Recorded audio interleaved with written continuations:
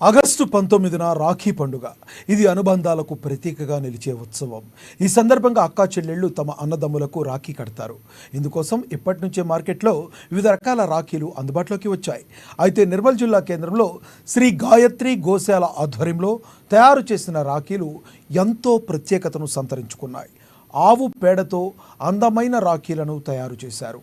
ఈ రాఖీలు పర్యావరణానికి అనుకూలమైనవి.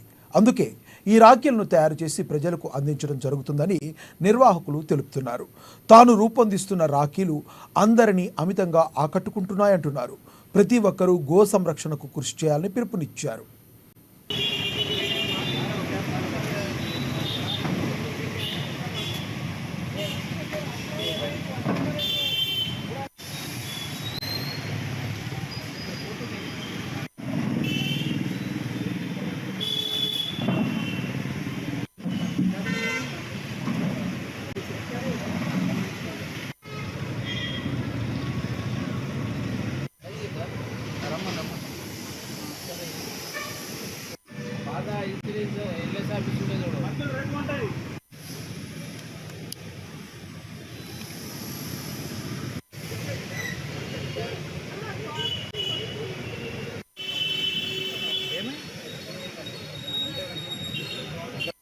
Money.